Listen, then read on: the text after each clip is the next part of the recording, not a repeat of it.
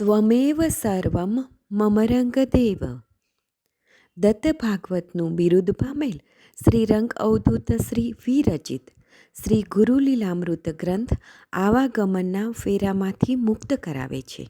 જાણે બ્રહ્મરસાસ્વાદે ભર્યો નર્યો ગ્રંથ સાધ્યંત.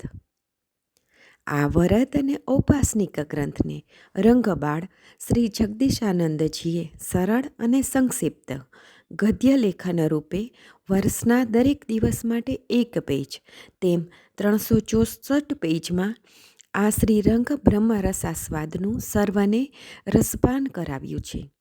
તે ક્રમમાં દરરોજ શ્રવણ કરીએ. દત્તબાવનીના ગાન પછી આ એક પેજનું પઠન કરવું શ્રેયસ્કર છે. સપ્તાહ 9 મંગળવાર.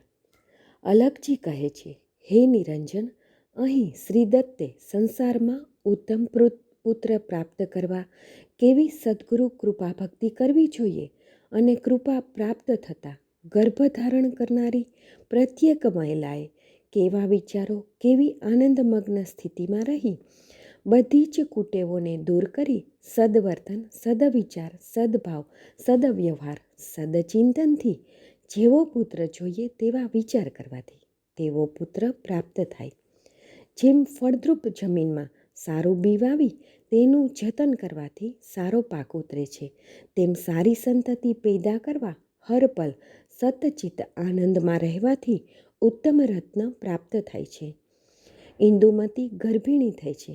જ્યારે તે નિંદ્રાધીન થાય છે ત્યારે તેને સ્વપ્નમાં અતિ દિવ્ય ચતુર્હસ્ત 4 હાથવાળા, કંઠમાં વૈજયંતીમાલા, કાને કુંડલ, હાથે કેયુર કંકણો, માથે કિરીટ, શ્વેત વસ્ત્ર ધારણ કરેલ, તન પર દિવ્ય સુગંધિત દ્રવ્ય લેપનવાળા, હાથમાં શંખ ચક્ર ગદા પદ્મ ધારણ કરવાવાળા, મંદ મંદ હાસ્યવાળા, જેના મુખના દર્શન કરતાં જ જેનામાં ચિત્ત ચોંટી જાય તેવા અતિ મનમોહક, જેની દિવ્ય સુગંધથી અને જેના દિવ્ય તેજથી આખો મલક ઝગમગી ઉઠે, જેના દર્શન માત્રથી વિષય વાસનાની ગંધ જ રહેતી નથી, તેવો અતિ દિવ્ય નર રાણીના હાથમાં મોતી આપી રાણીના શિર પર શંખ દ્વારા દૂત પ્રોક્ષે છાંટે છે.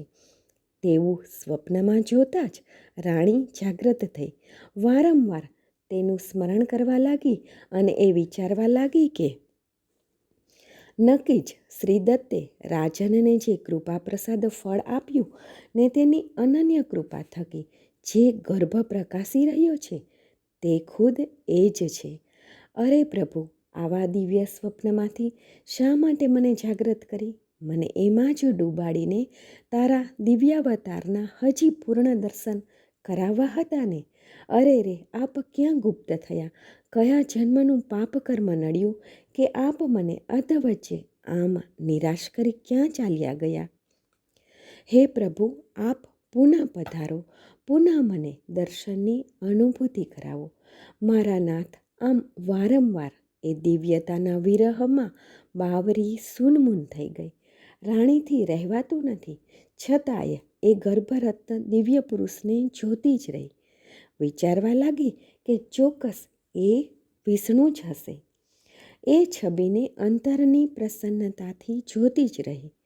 એને જ દેવનો પ્રસાદ માની રાણીએ આ દિવ્ય નરરત્નના સ્વપ્ન છબીની વાત રાજનને કરતાં બોલી, હે રાજન, ઉઠો ઉઠો, હમણાં મેં અતિ દિવ્ય તેજસ્વી રૂપનો અંબાર બાલમુકુંદ જોયો.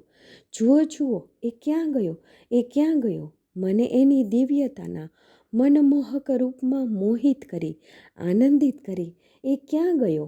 સ્વપ્નમાં બાલમુકુંદ વિષ્ણુના દિવ્ય દર્શનની ઝાંખીની અનુભૂતિની વાત સાંભળતા આયુરાજાએ રાણીને સમજાવી કે સદભાગી, તું હવે પાછી સૂતી નહીં.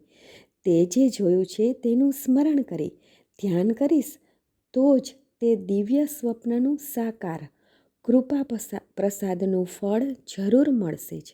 માટે જ નિદ્રાધીન થઈશ નહીં. તું તેના મંત્રનો જાપ કર. બીજા ખોટા વિચાર છોડી દે. હવે સદા આનંદની જ હેલીમાં મસ્ત બની મહાલ્યા કર.